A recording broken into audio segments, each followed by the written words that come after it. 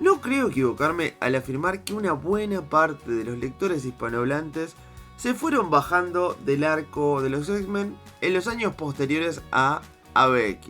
Es decir, este mega evento que enfrentó a los X-Men contra los Vengadores y que tuvo un final de lo más anticlimático y decepcionante. Bueno, si eso fue decepcionante, los años posteriores, en especial la época donde escribió Brian Michael Bendis y lo que vino después con toda esta pelea boluda con los inhumanos, seguramente no hicieron más que desencantar a los lectores que venían desde hace un montón de tiempo, llegando a un punto a desconocer totalmente qué es de la vida de nuestros personajes favoritos. Para colmo, en esos años a Marvel se le pintó por empezar a quitar del medio a los personajes estrellas, como es el caso de Cyclops o de Wolverine, a quienes mataron de formas bastante poco memorables. Y no sería hasta años después, con la llegada de Jonathan Hickman y su era Krakoa, donde el foco estaría puesto otra vez en estos títulos. Bueno, para el común de la gente, entre los que me incluía por supuesto, siempre me tomo primero como referencia, sabemos que este periodo intrascendente tuvo un evento con una crisis temporal de estas que le gustan a los títulos.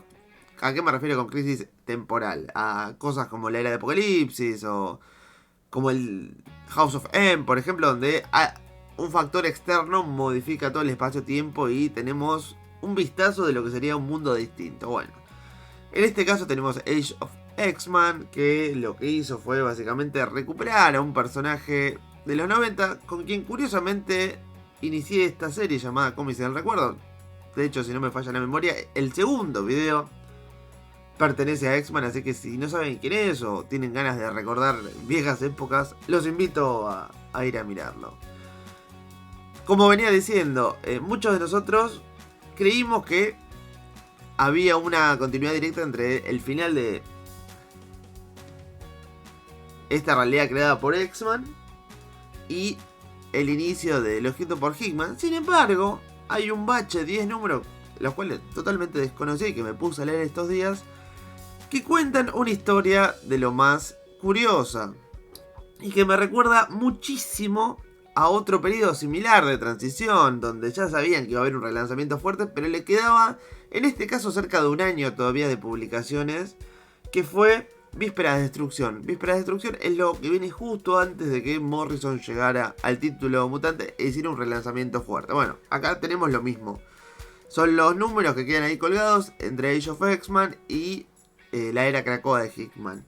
Curiosamente, y aumentando todavía más el paralelismo, ambos periodos inician con un Cyclops recientemente revivido, quien es el punto focal de toda la trama.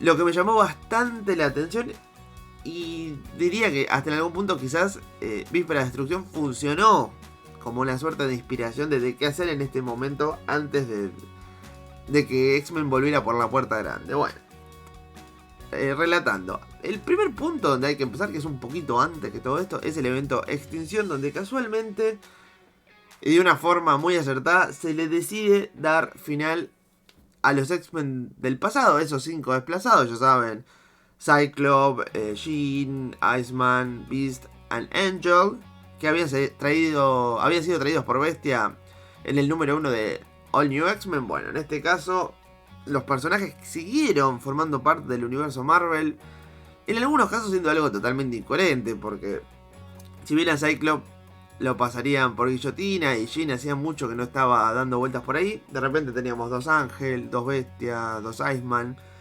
cosa rara e innecesaria también. O sea, como dije en su momento en el video de All New X-Men,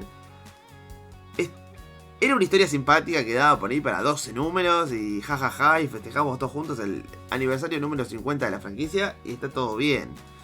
Pero por algún motivo Bendis no le da un cierre cuando se va del run en el histórico Uncanny X-Men número 600, y los personajes siguen dando vuelta por ahí, incluso teniendo un título propio después, no escrito por Bendis. Jean forma parte de Extraordinary X-Men, que son este grupo mutante de la época esta de mierda que pelean contra los inhumanos. La cuestión es que finalmente viene otro creativo y saca esta miniserie de 5 partes donde una versión más joven de Cable, que de hecho sea de paso se carga el Cable viejo, cosa que seguramente no sonó muy bien en los fans que lo venían siguiendo desde finales de los 80. Cable llegó a ser un personaje muy popular y que venga así de la nada uno y lo mate en un número de una forma bastante anticlimática. No creo que le haya caído simpático a nadie. O sea, más allá del golpe de efecto, creo que fue más pérdida que otra cosa. Pero bueno, este Cable joven supuestamente es como una suerte de guardián de la línea del tiempo, cosa que bueno, en los cómics de X-Men es bastante común que todo se desmadre y tenés inmigrantes ilegales de otros periodos como Bishop o Rachel, que básicamente ya se quedaron a vivir. Y lo que hace es, para gracia de por lo menos mía y supongo que de ustedes también, enviar a estos 5 del pasado y listo, ponerle un cierre final a ese sinsentido que fue traer a los 5 X-Men adolescentes. Concretamente, al final de este arco y a modo de epílogo, se nos muestra que Kid Cable, que es el nombre con el que se lo va a conocer de ahora más, este Cable joven, revivió a Scott. Recordemos que Scott murió de una forma penosa en la miniserie Muerte X, la cual se supondría sería el inicio de toda esa época fea que ya nombré como 3 veces, donde hay una nube de terrígeno que da vida a los inhumanos, mejor dicho, convierte a los humanos en inhumanos, pero que a la vez acaba con los mutantes. Bueno, una de las primeras víctimas fue Cíclope, a quien Emma Frost lo mantuvo en secreto y ya saben. Y hizo como que se sacrificaba contra Black Bolt, pero después descubrimos que en realidad estuvo muerto todo el tiempo por la viruela M.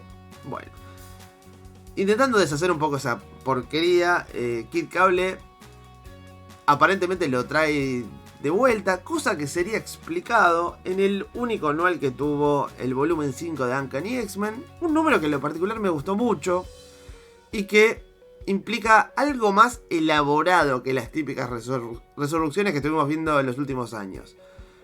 En este caso primero arranca con un pequeño retcon donde vemos a Cíclope joven, y cuando digo Cíclope joven es justamente de la época más o menos de que los trajeron en el pasado, cuando usaba ese traje azul y amarillo, donde en una aventura totalmente intrascendente y que se describe en pocas páginas, detiene a un científico loco que andaba con un robot en una universidad y que buscaba a un colega que parece que lo había denunciado, que tal. Este científico obviamente está súper agradecido con Scott porque estaba esperando un hijo. Y si realmente el científico este loco lo hubiera acabado, jamás habría tenido la posibilidad de conocer a su hijo. Bueno, muchos años después, 10 según se especifica en este anual, Kid Cable lo va a visitar y le lleva la destruida jaula del Fénix. ¿Qué era la jaula del Fénix? Bueno, durante Avengers contra X-Men hubo un grupo de personajes, entre los que estaba Bestia, por ejemplo, que va al espacio. Si no me equivoco, fue en las páginas de Secret Avengers. O sea, teníamos ese grupito que se separaba un poquito de la trama principal e iba a ver si lo podían capturar cual Pokémon. Cosa que salió mal y la jaula, digamos, explotó. O se fundió más que explotar, porque sigue estando, pero es un pedazo de chatarra. Bueno, Kid Cable le lleva a esta persona la jaula para ver si la puede arreglar y miniaturizar. Lo que le dice que en realidad no necesita que capture el Fénix, sino que necesita que capture un chispazo del Fénix nada más. Y esto nos viene a conectar con otro evento que salió en esos años, que es la resurrección de Jean, que es cuando finalmente el Fénix la trae de vuelta, cosa que también fue medio como un trámite esa serie, no vino a aportar nada. Simplemente nos mostró que el Fénix la tenía ahí viviendo en una suerte de realidad paralela. Que tal, los X-Men la encuentran, tiene así como una charla con el Fénix a lo Naruto y Kyuubi, y al final termina rechazando el Fénix y listo, volvió Jean. Hay un momento donde el Fénix revive muy fugazmente a Scott, intentando convencerla, ella lo niega y bueno, por lo menos tiene la oportunidad de besarlo y de despedirse y Scott se vuelve a morir.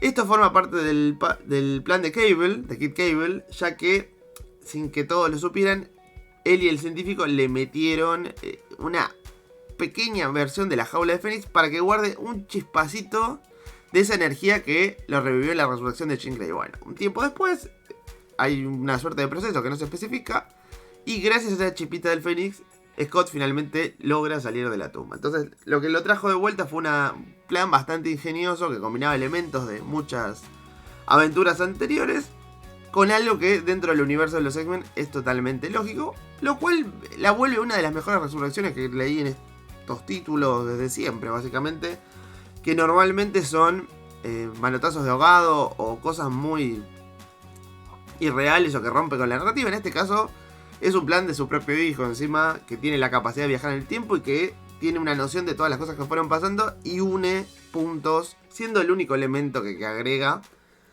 es justamente este doctor, que bueno, de última también está bien que no es un personaje común porque después hay un tiempo donde lo mantiene a Cyclops separado del resto, que es justamente donde transcurre Age of X-Men, y que terminaría con la supuesta desaparición de la gran mayoría de los X-Men, de una forma muy parecida como pasó también en los años 80 con la saga del Adversario, en el arco de Fall of Mutant, ¿se acuerdan? Cuando el mundo cree que los X-Men murieron, que realmente sí murieron, pero que los revive la diosa Roma y después hay un periodo donde tienen la capacidad de ser indetectables, que se mueven clandestinamente. Es la época que hizo que, por ejemplo, Nightcrawler y Kitty Pryde se fueran a Excalibur, para que tengan una noción. Bueno, a partir de acá, entonces, ahora sí, en el minuto 10 del video, empieza este arquito de 10 números bastante raro, que en principio nos plantea un Scott que está de vuelta, buscando a los X-Men que en teoría están, para la gran mayoría fallecieron en una batalla, y donde se va encontrando con personajes secundarios que fueron quedando de fondo. El gran, digamos, el más relevante de todos es Wolverine, quien recientemente también volvió a la vida, una sucesión de miniserie que les voy a traer en un video separado, porque la verdad que amerita más desarrollo, y juntos van rescatando diferentes mutantes que habían sido capturados en las facilidades de One. ¿Qué era One? Bueno, después del día M, volviendo muchos años en el pasado, básicamente el gobierno de Estados Unidos había lanzado un programa Centinela que en realidad lo que quería era cuidar a los mutantes y que tenía la diferencia con otros Centinelas anteriores y posteriores que eran humanos piloteándolo a lo Mazinger Z. Bueno, durante ese tiempo la que estaba a cargo era Valerie Cooper, o sea, la verdad que eran unos aliados. Por mucho tiempo no se nombra One y ahora One está bajo uno de esos típicos generales garcas y racistas del gobierno de Estados Unidos, y lo que hizo fue capturar y experimentar con mutantes. Entonces encontramos un nuevo tipo de centinela que usa como batería a diferentes mutantes que fueron manipulados con el virus, el transvirus si no me equivoco, que es justamente el que se genera a partir de Warlock. De hecho esto se hace en la serie Extinción allá por los 80, no la Extinción que nombré hace un rato, sino la primera. La que justamente termina con la liberación de Genosha. Bueno, retoman un poquito ese concepto, que son estos humanos así como mutados en amarillo y negro, tipo Doug Ramsley, y los terminan rescatando. Y ahí se empieza a formar como esta nueva alineación de X-Men, donde las cabezas serían Scott y Wolverine, y después tendríamos medio una resaca de los New Mutant, donde estaría Magik, que casualmente está caracterizada de una forma totalmente diferente a las últimas veces que la vimos. De hecho, es como si hubiera vuelto más aniñada. Tenemos a Dani Moonstar, tenemos a Rain también, tenemos a Mirage. No, tenemos a Karma. Mirage es Dani Moonstar. Tenemos a Karma. Después van rescatando algunos mutantes más que se unen, como por ejemplo Chamber, que es este de Generación X que ocupa fuego. Y bueno, paulatinamente vemos como este equipo de Scott arma una suerte de lista de enemigos, como diciendo, bueno, vamos a demostrarle al mundo que los X-Men están de vuelta. Y vamos a acabar con nuestras amenazas históricas. Otro que también es muy importante que no nombré es Maddox, el hombre múltiple, que bueno, le da un poco de peso también a las líneas de estos X-Men. Y hay una peculiaridad, y acá ya voy a ir medio cerrando porque no pasa mucho, que es que básicamente se las pasan todos los números dando vueltas sin una trama fija y toman una métrica que se nota que es para generar golpe de efecto, que es que por número se muere un mutante. No, quizás no uno de primera línea, pero siempre por número matan a alguien. Matan a alguien, muere uno, muere en un número, por ejemplo, consiste en el asesinato de Rain, la mujer lobo de los nuevos mutantes, que la matan un grupo de adolescentes por un crimen de odio.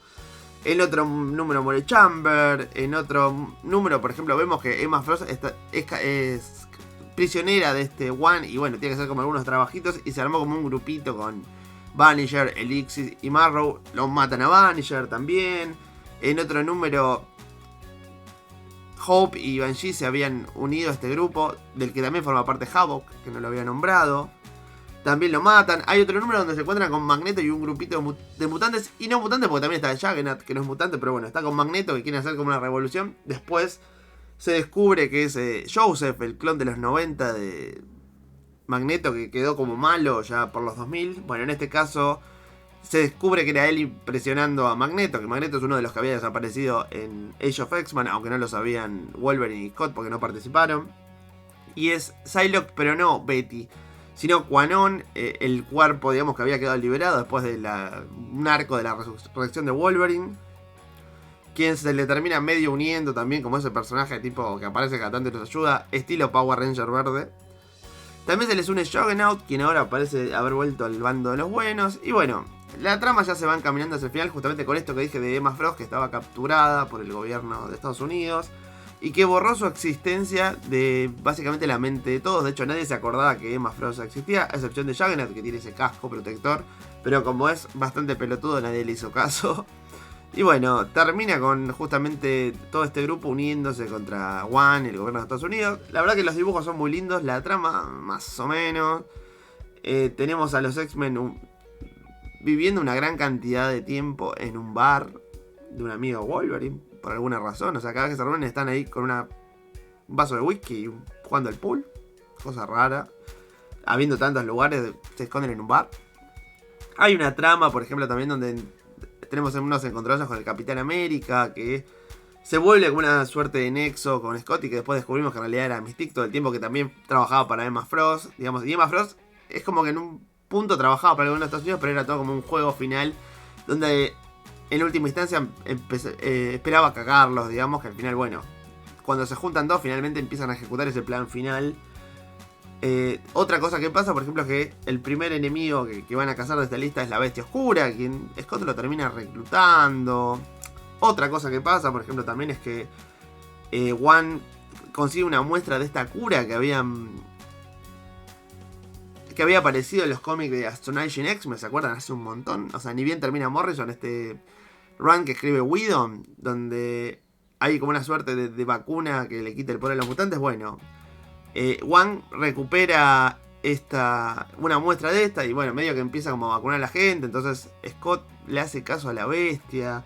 Sacan como una suerte de agente inmunizador, pero ese agente termina como medio lastimando a los chicos que ya se habían vacunado. Digo, ¿cómo los X-Men van a confiar en la Bestia Oscura, que era un resabio de la era Apocalipsis? Digo, era un nazi, o sea, no tiene ningún sentido. Básicamente que lo incorporaron, o sea, que lo tuvieran prisionero te lo tomo, pero en un momento ya le dan demasiada libertad. De hecho, él se gana un poco la buena fe de los cabezas, digamos, de los X-Men, justamente porque cura a los personajes que habían estado infectados por este virus hecho a base de Warlock. Y hasta que, bueno, finalmente hace eso y Lyanna lo liquida de una forma muy divertida, es decir, decapitándolo con un portal. Eso me gustó, fue gracioso y me recordó a la Lyanna de la época que fue un X-Men titular, rompiendo con esta caracterización más infantil que por algún motivo el guionista, que es un tal Rosenberg, que no conozco, pero que no fue la persona que escribió el anual, porque el anual me pareció buenísimo, re bien escrito, y después se sintió como una caída de calidad en estos números. En última instancia, ya para ir terminando, pues se dan cuenta que básicamente todo este run es muy idas y vueltas, se suman personajes, todos los números muere alguien, pelean contra el gobierno de Estados Unidos, van a cazar a algunos enemigos que van encontrando por ahí, no, o sea, no pasa nada, es bastante aburrido. Lo que les doy un poquito son los dibujos de Salvador La Roca, que la verdad me da un poquito de pena que estén desperdiciados con un guión tan flojito. Pero bueno, ya seguramente lo veríamos después venir con historias mejores. Y culmina con esta batalla final con el gobierno de Estados Unidos, con los Centinelas, donde finalmente los X-Men que habían desaparecido al final de Age of X-Men hacen acto de aparición.